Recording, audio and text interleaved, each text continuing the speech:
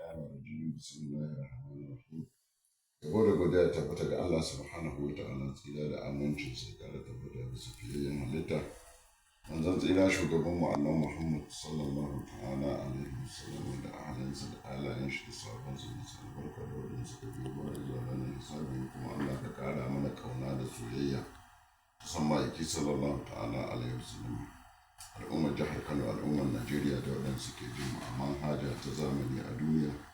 Assalamu alaikum wa rahmatullahi ta'ala wa barakatuh. To shi kasan Abbas Salisu Soran ɗinki kasan shanin siyasa yadda take. Wato ita ruwan jakarci. Idan ta tashi za ta ɗebo dukkan wani abu da ka sani. Ta mamaye shi ta kawo shi cikin ruwan jakara daga nan kuma ya wuce har ya zuwa ƙauyuka a samu mai amfani a samu mara amfani. Kuma ita siyasa kwandon yar mai ganye ce. Duk lokacin da ka tambayi yar mai ganye magani kaza za ta ce akwai, magani kaza za ta ce ba wani magani da za ka tambayi yar mai ganye a cikin kwandon ta ce babu shi. To haka siyasa take. Galibi demokuraɗiyya kan zama alkhairi ga al'umma. Wata kuma demokuraɗiyya takan zama akasi ga al'umma. Ba don wani abu za a ga cewa muna fatan yadda talakawa na kasashen waje suke shan roman demokuraɗiyya Allah ya samu ma lokacin ya zo ku rinka shan roman demokuraɗiyya talakawa watan a ƙasarmu Najeriya. Kuma wannan ba zai tabbata ba sai da dagewa da juriya da jarumtaka wacce al'ummar Najeriya za su nuna don su fitar da kansu daga cikin irin waɗannan matsaloli da 'ya'yansu.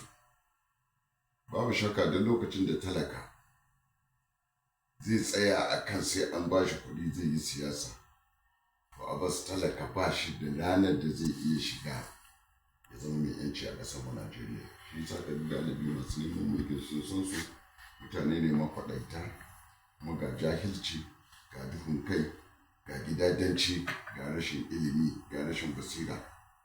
Ta tara akan talaka ba ma irin talakan mu na arewa wasu daga cikinsu mafi yawanci.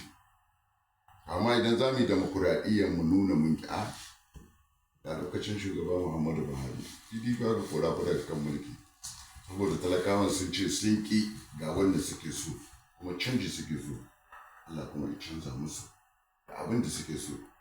To idan talaka za su nuna irin wannan jarumta ba wani mai neman mulki da zai zo ya ce musu zai musu ƙaryar za su yi musu kaza za a yi musu kaza da sauransu ya zama wannan mutumin ya samu nasara. Babu shakka ragwantaka da rashin sanin 'yancin kai da kuma rashin jarumtaka da mutuwar zuciya ya janyo mana koma baya a arewacin Najeriya nesa ba kusa ba.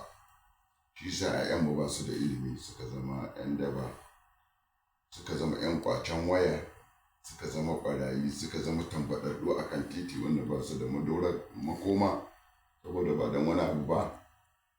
Su masu mulkin sun gane su cewa kai waɗannan yara idan muka bari suka gane ilimi ko muka ba su ilimi daga ƙarshe waye zai zama bayin 'ya'yanmu da bayinmu.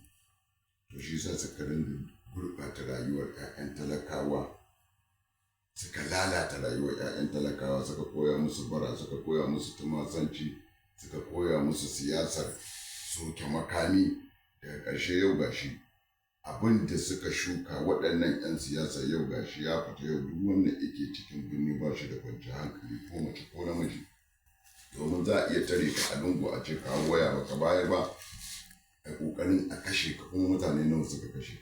Haka duk wannan wacce shuka da 'yan siyasa suka yi marasa mutunci ita ce ta janyo wannan. To da mutane sun san kansu, su kuma yaran ba dan an gurɓata musu tunani ba, an canza musu tunani, ƙwaƙwalwarsu ba ta aiki, da waɗannan suke sa sai ce to ai idan kai ciyaman ne ba mu ga ɗanka a cikin ba, idan kai kansila ne ba mu ga ɗanka a cikin mu ba, idan kai ɗan majalisar jiha ne ba mu ga ɗanka a cikin mu ba, idan kai ɗan majalisar tarayya ne ba mu ga ɗanka a cikin mu ba, idan kai sanata ne ba mu ga ɗanka a cikin mu ba, idan kai gwamna ne ba mu ga ɗanka a cikin mu ba, ko ɗan ƙaninka ko ɗan wanka. Da a ce suna da lura suna da tunani to ta nan sai su gane cewa waɗannan shugabannin ba shugabannin arziki ba ne, suna amfani da su ne su biya buƙatar kansu, sannan kuma idan kuɗin ya zo na jiha su sace su bar su cikin talauci, ga jahilci, ga rashin ruwan sha, babu magani a asibiti, babu tsaro, babu gaba ɗaya talakawa ta shafa.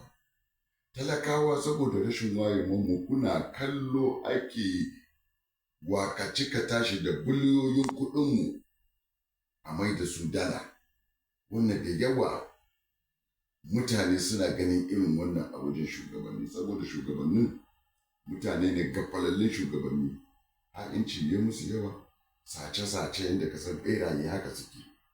To shi yasa kullum idan talaka kansa bai waye ba, to waɗannan wasu daga cikin 'yan siyasa ba za su ci gaba da cutar su, za su ci gaba da cutar 'ya'yansu, za su ci gaba da cutar jikokinsu a lokacin da su nasu 'ya'yan da jikokinsu suna makarantu masu tsada. Sun mai da 'ya'yan talakawa jahilai, wannan yake kaga idan an tashi za a nemi ɗan takara, ba za a nemi jahili a bashi takara ba, dole za a nemi mai ilimi ne a bashi takara. To kuma ilimin 'ya'yansu ne suka, 'ya'yan talakawa sun mai da su jahilai. Kaga dan haka iyayen talakawa sun zama bayinsu, 'ya'yansu kuma talakawa su zama bayin 'ya'yansu, jikokin talakawa su zama bayin jikokinsu. Haka nan ko waɗannan 'yan siyasa suke, ba duk 'yan siyasa ne mutanen kirki suke son su ga 'ya'yan talaka sun ci gaba ba. To don haka amma wannan kukan kurciya ne, ya kamata talaka ka san cewa ga halin da kake ciki. Idan an ba ku kuɗin ku karɓe, dama naku ne ba nasu ne ba, ku karɓe ku zo ku zaɓi inganci kamar yadda kuka yi a lokacin shugaba Muhammadu Buhari. Aka ba ku taliya, aka ba ku shinkafa, aka ba ku kuɗi, duk ku karɓe ku zo ku zaɓi gaskiya. To idan ku koma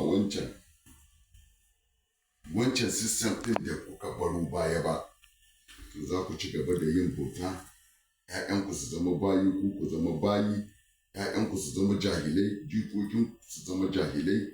Saboda a wannan siyasa ta wannan karnin, wallahi talakawa ina gargaɗin ku, ina kuma ba ku shawara, idan har ba ku zama mutane da kusan kanku ba kafin 2027 ba, na rantse muku da Allah za ku shiga kangin bauta da ku da 'ya'yanku. Mu dai wallahi ba za mu shiga kangin bauta ba, amma idan kunne ya ji jiki ya tsira, idan kun yarda da shawarar da na baku, da shawarar da Arewa Media Group ta baku, to wallahi azim ku fito ku nuna cewa wayayyu ne ku fito ku san waye mutumin kirki wanda za ku zaba ya tsare muku mutunci. Wannan shawarar da zan ba ku. To amma kana